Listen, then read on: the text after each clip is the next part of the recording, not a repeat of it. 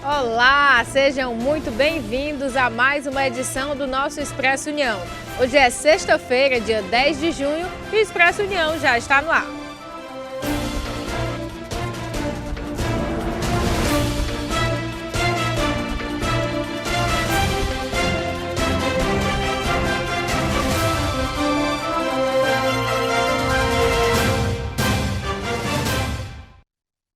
E já começa o jornal de hoje, convidando você para acompanhar o nosso Expresso União de onde você estiver.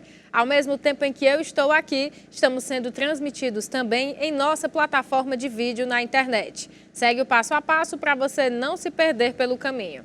É só se inscrever no canal da Rede União e depois é só você acessar nossos arquivos, conteúdos anteriores e, claro, nossos programas ao vivo. Viu como é simples? Tá aí. Fica a dica para vocês. Começamos atualizando você dos dados da pandemia. O Brasil registrou nesta quinta-feira 148 mortes pela Covid-19 nas últimas 24 horas, totalizando 667.849 desde o início da pandemia. Com isso, a média móvel de mortes nos últimos 7 dias é de 124. Em comparação à média de 14 dias atrás, a variação foi de 13%, indicando tendência de estabilidade nos óbitos pela doença.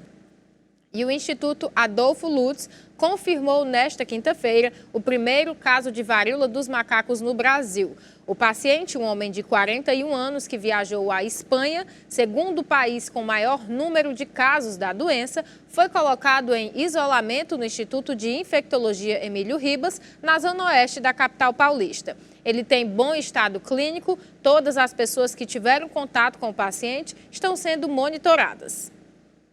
E agora nós vamos falar que o Brasil segue registrando alta nos casos de síndrome respiratória aguda grave, de acordo com dados da Fiocruz. Em maio, o aumento foi de 39,5%. A média móvel semanal de casos de síndrome respiratória aguda grave continua apresentando alta no Brasil. Segundo o boletim Infogripe divulgado nesta quinta-feira pela Fundação Oswaldo Cruz, entre os dias 29 de maio e 4 de junho, foram registrados no país 7,7 mil casos da síndrome. O boletim aponta que nas últimas 6 semanas, a tendência de crescimento da síndrome em 24 das 27 unidades da federação. As exceções são Tocantins, Ceará e Pernambuco. Considerada apenas a população adulta com 18 anos ou mais, a estimativa é que esse crescimento tenha sido de 88,7%. Entre as crianças, os casos se mantêm estáveis em patamar considerado alto e continuam mais associados ao vírus sincicial respiratório. No mês de junho, a atenção é voltada para a conscientização da preservação do meio ambiente. No Brasil, 51 mil pessoas morreram por ano devido à poluição do ar. A Semana Nacional do Meio Ambiente é comemorada em junho. A data foi criada no Brasil pelo Decreto 86.028, de 27 de maio de 1981. O objetivo era complementar a celebração ao Dia do Meio Ambiente instituído pela ONU. Hoje, quando a gente pensa em meio ambiente, em conservação, em informação, a gente tem que entender que trata-se de vida. Trata-se de estar vivo, cuidar do ambiente, proteger as nossas futuras gerações, e as políticas estão aí para ajudar e melhorar isso. De acordo com o professor, o não cuidado com o meio ambiente já está gerando vários impactos para a natureza. Nós já temos poluição, nós já temos chuvas ácidas, mas se não houver um cuidado imediato, a gente tende, infelizmente, a uma extinção, porque está-se, no momento, consumindo mais do que a natureza é capaz de repor. Isso não é sustentável. Então, a gente tem que voltar para a sustentabilidade. Segundo o professor de Química, políticas públicas são necessárias para ajudar o meio ambiente. Quando a gente fala de políticas públicas, a gente pensa na própria educação ambiental, que está sendo falada na nova Base Nacional Curricular Comum. Então, isso é muito importante. Políticas públicas de fomento ao transporte público, diminuir a quantidade de transportes particulares e aumentar a quantidade de transportes públicos. Energia renovável, Tiago, é outra coisa que é uma política pública e que pode, sim, vir a ajudar demais. De acordo com os nossos entrevistados, a arborização urbana é uma forma de contribuir com o meio ambiente. A arborização, aqui em Fortaleza nós temos alguns pontos, como aqui essa Praça das Flores, que é bastante arborizado, mas há alguns locais na cidade que precisam melhorar, né? Podia melhorar, podia ter mais árvores, podia o governo investir mais em mobilidade urbana não poluente, né? Que seria bicicletas, né, e os carros elétricos, né? Eu acredito que está muito poluída ainda, seria necessário ainda mais algumas árvores, algumas mudas de árvores para que haja sombra. A cidade tem um período que é muito quente, então a sombra sempre, né, traz benefício. E agora temos uma notícia não tão boa relacionada ao bolso do fortalezense, pois o IPCA indica que a capital cearense tem a maior inflação do Brasil em maio. A inflação em Fortaleza acelerou em maio e é a maior do país, de acordo com a inflação calculada pelo Índice Nacional de Preços ao Consumidor Amplo. Habitação e transportes puxaram a alta. O IPCA de maio na capital foi de 1,41%, 0,43 ponto percentual acima da taxa de 0,98% de abril. A taxa é a maior do país para o mês, sendo 0,94 maior que o índice nacional, que é 0,47%.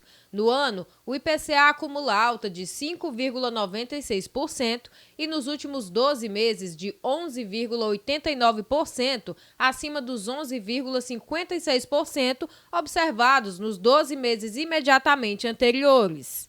De acordo com o IBGE, a alta dos transportes é justificada por conta dos reajustes das tarifas de 14,10% em Fortaleza, 5,20%, aplicado a partir de 12 de abril, e na habitação com o reajuste de 24,23% nas tarifas residenciais a partir de 22 de abril.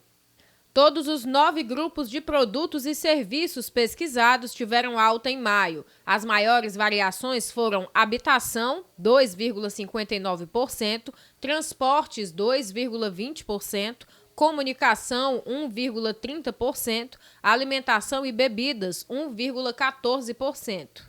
Os demais grupos ficaram entre 0,92% de saúde e cuidados pessoais e o de 0,02% de educação.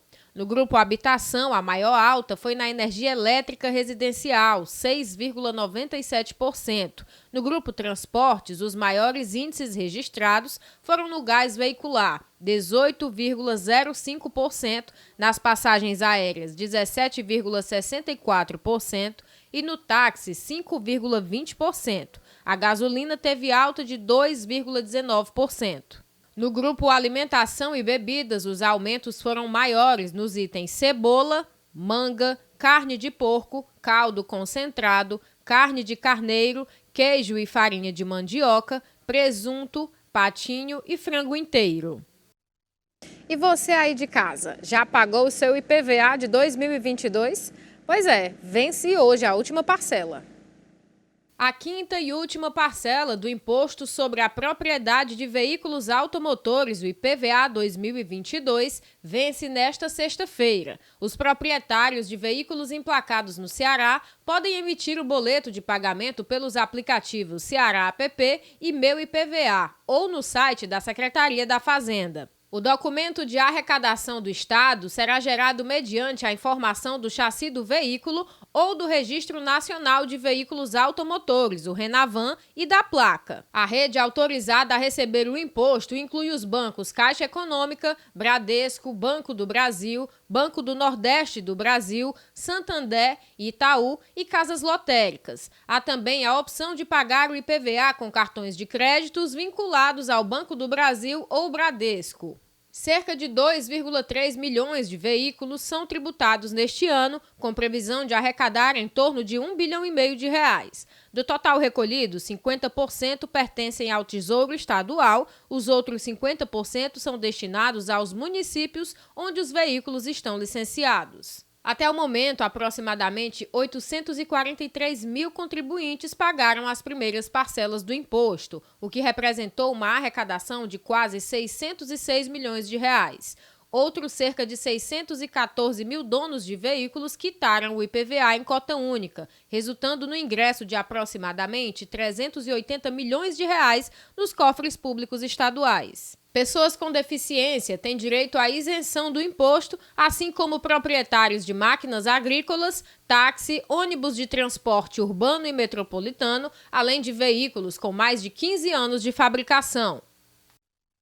Ainda aqui na capital cearense, um caminhão carregado de mercadorias ficou com um dos pneus presos e uma motocicleta caiu em um buraco na Avenida Silas Munguba, próximo a Marechal Bittencourt, no bairro Passaré, no início da manhã desta quinta-feira. Os condutores dos veículos não ficaram feridos. Segundo a AMC, agentes foram ao local, orientando o trânsito que teve ponto de lentidão no sentido Parangaba-Castelão. Um vídeo gravado por uma testemunha mostra outros condutores ajudando o motociclista a retirar a moto do buraco. O veículo ficou fumaçando por conta do acidente. Enquanto isso, o caminhão que ficou com o pneu preso no mesmo buraco fica parado no meio da pista, dificultando o tráfego. Chovia no momento do ocorrido, o que dificultou a visualização do buraco, que estava cheio de lama. Conforme moradores da região, o buraco na via está aberto há pelo menos 2 semanas. E mais uma vez, reafirmo que junto comigo e com nossa equipe, você pode sim fazer parte do nosso jornalismo.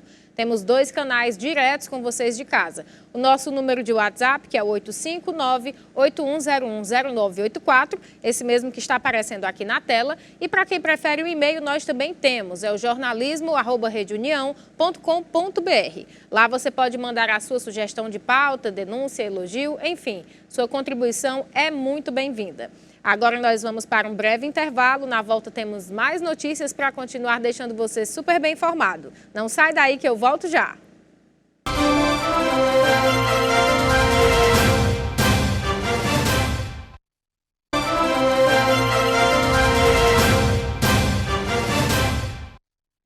Voltamos e já falando de política, porque o presidente Jair Bolsonaro se encontrou ontem com Joe Biden em Los Angeles durante a 9ª Cúpula das Américas.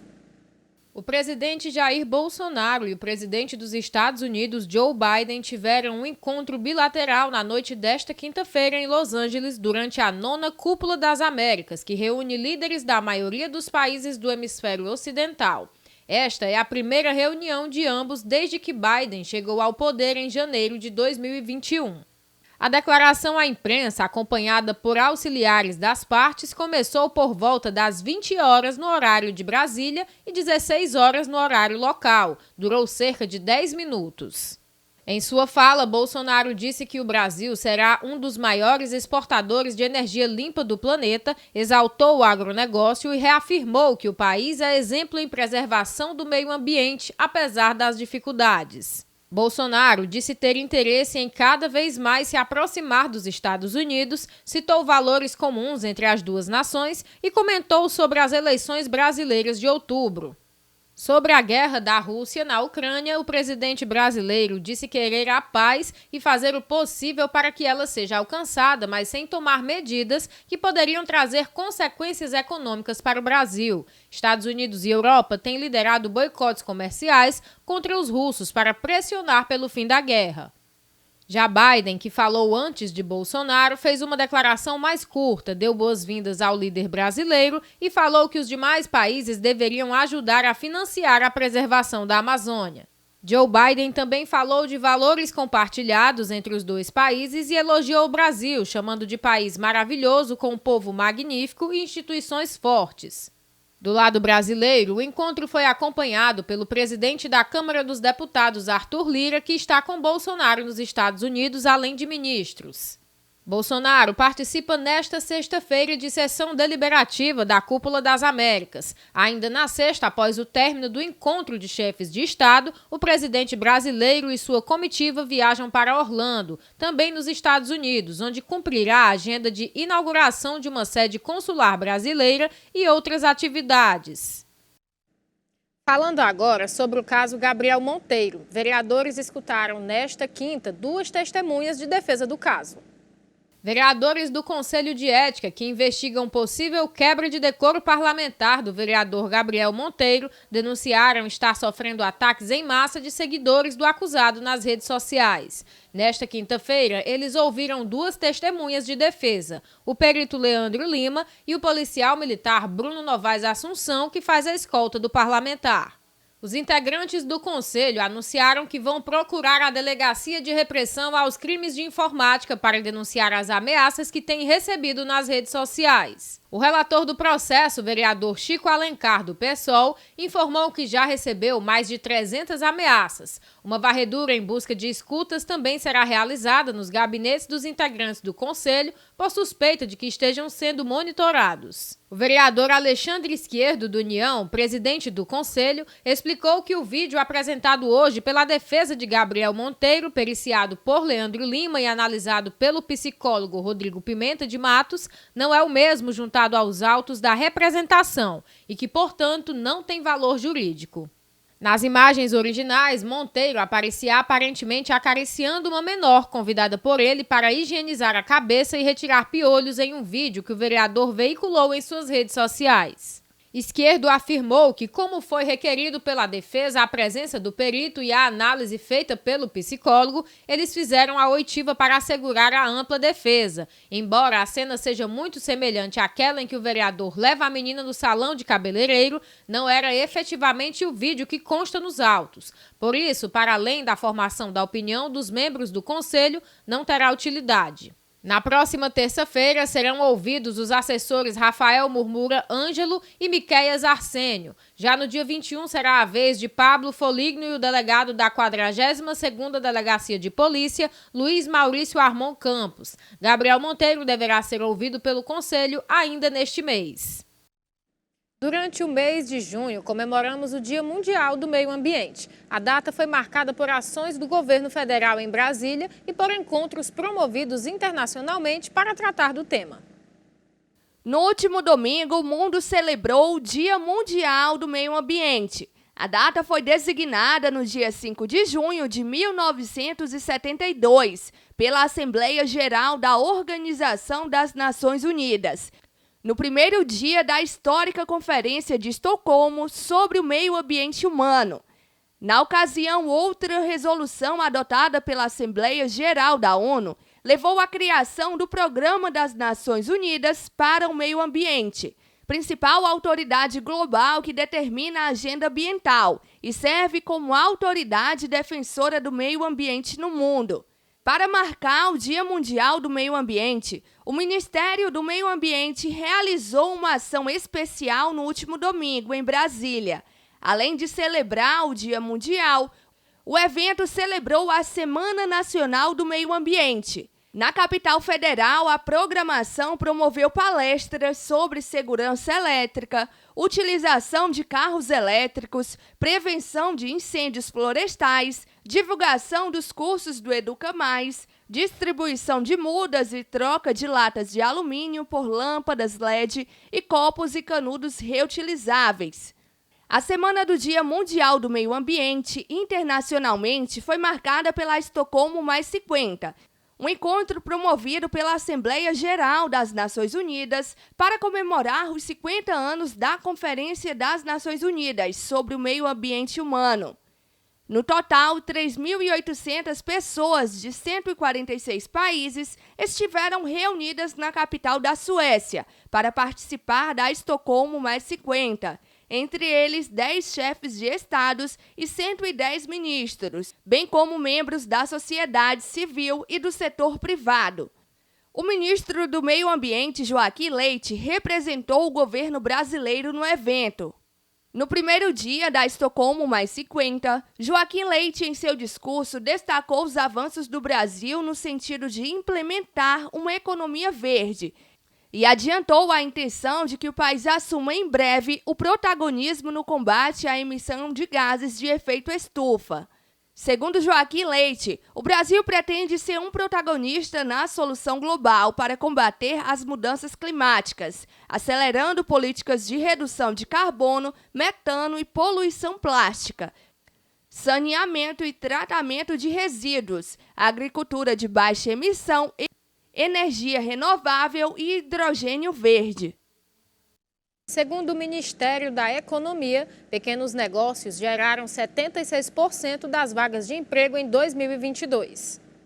Segundo o levantamento do Serviço Brasileiro de Apoio às Micro e Pequenas Empresas, com base em dados do Cadastro Geral de Empregados e Desempregados do Ministério da Economia, as micro e pequenas empresas estão puxando a criação de empregos formais em 2022. Dos 700,59 mil postos de trabalhos formais criados no Brasil de janeiro a abril, 585,56 mil, o equivalente a 76% do total, originaram-se de pequenos negócios. As micro e pequenas empresas abriram 470,52 mil vagas a mais que as médias e grandes empresas nos 4 primeiros meses de 2022. Apenas em abril, os negócios de menor porte foram responsáveis pela abertura de 84% das vagas formais no mês, com 166,8 mil de um total de 196,9 mil postos de trabalhos criados no mês passado. Na divisão por setores da economia, somente os pequenos negócios apresentaram saldo positivo na criação de empregos em todos os segmentos. O setor com mais destaque é o de serviços, com a abertura de 93,4 mil vagas em micro e pequenas empresas, de um total de 117 mil postos apurados pelo Cadastro Geral de Empregados e Desempregados. De acordo com o Sebrae, a reabertura da economia após a vacinação contra a Covid-19 tem impulsionado a recuperação do segmento. O segundo setor que liderou a criação de postos de trabalho em setembro foi o comércio, com 28,42 mil vagas em micro e pequenas empresas, de um total de 29,26 mil. Em terceiro lugar, vem a indústria, com 25,26 mil empregos gerados, contra um total de 26,37 mil. De acordo com dados do IBGE, a inflação desacelera em maio. O índice de preços ao consumidor amplo, que mede a inflação oficial do país, desacelerou a 0,47% em maio, informou o Instituto Brasileiro de Geografia e Estatística nesta quinta-feira. No ano, o indicador acumula alta de 4,78% e nos últimos 12 meses de 11,73%, abaixo dos 12,13% observados nos 12 meses imediatamente anteriores. O mercado esperava alta mensal de 0,6%, conforme a mediana das expectativas de analistas, e de 11,84% na comparação com maio do ano passado. Em abril, quando o índice ficou em 1,06%, a inflação já mostrava desaceleração, já que havia sido de 1,62% em março. O acumulado em 12 meses continua muito acima da meta para 2022, de 3,50%, com margem de 1,5 ponto para mais, 5%, ou para menos, 2%. O IPCA vem ultrapassando o teto da meta desde março do ano passado. O grupo vestuário teve a maior variação do índice no mês, com alta de 2,11% e 0,09 ponto percentual de contribuição. Já o maior impacto no índice veio do grupo transportes, com uma alta de 1,34%. Segundo o IBGE, o avanço desse grupo foi menor do que ao apresentado no mês passado, quando havia subido 1,91%. A alta mais relevante dos transportes veio das passagens aéreas, que já haviam subido 9,48% em abril, sendo o maior impacto individual positivo no índice do mês, junto aos produtos farmacêuticos, que subiram 2,51%. De acordo com dados do segundo Inquérito Nacional sobre Insegurança Alimentar, realizado pela Rede Brasileira de Pesquisa em Soberania e Segurança Alimentar e Nutricional, mostrou que o Brasil soma atualmente cerca de 33,1 milhões de pessoas que não têm comida em casa. Um levantamento divulgado nesta quarta-feira mostra que o país soma atualmente cerca de 33,1 milhões de pessoas sem ter o que comer diariamente, quase o dobro do contingente em situação de fome estimada em 2020. Em números absolutos, são 14 milhões de pessoas a mais passando fome no país. Os dados são do segundo Inquérito Nacional sobre Insegurança Alimentar no contexto da pandemia da Covid-19 no Brasil, realizado pela Rede Brasileira de Pesquisa em Soberania e Segurança Alimentar e Nutricional. A pesquisa foi realizada entre novembro de 2021 e abril de 2022, a partir de entrevistas feitas em 12.745 domicílios, distribuídos em áreas urbanas e rurais de 577 municípios, das 27 unidades da Federação e 26 estados, mais o Distrito Federal. Na comparação com 2020, a insegurança alimentar aumentou em 7,2%. Já em relação a 2018, o avanço chega a 60%. E o tempo limite de adaptação para empresas de telemarketing utilizarem o prefixo 0303 acabou na última quarta-feira. Desde esta quinta, as ligações terão obrigatoriamente que conter o prefixo 0303. As empresas que disparam muitas ligações indesejadas estão na mira da Anatel. A agência estabeleceu o prefixo 0303 para o serviço de telemarketing ativo e as redes de telefonia celular já estão obrigadas a adotar esse padrão. Já para as redes de telefonia fixa, o prazo final para a implementação do prefixo é nesta quarta-feira. A partir de agora, todas as ligações para ofertas de produtos ou serviços deverão ser realizadas com essa numeração padronizada. E no Rio Grande do Norte, a Prefeitura de Natal passou a recomendar o uso de máscaras em ambientes fechados e transportes coletivos. O direcionamento consta em decreto publicado no Diário Oficial do município desta sexta-feira. De acordo com o decreto 12.533, o Executivo tomou a decisão considerando o aumento dos casos de Covid e outras doenças respiratórias. O secretário de Saúde de Natal, Jorge Antunes, falou que o percentual de casos positivos dos testes para Covid saltou para a casa dos 30%. E no Acre, uma frente fria chega nesta sexta-feira e muda totalmente o tempo em todo o estado. A previsão para este dia é de sol entre muitas nuvens, com tempo variando de nublado a encoberto em todas as áreas. A partir da tarde, ocorrem pancadas de chuva com trovoadas em todo o estado. A possibilidade de temporais, acompanhado de ventanias em todas as regiões acreanas.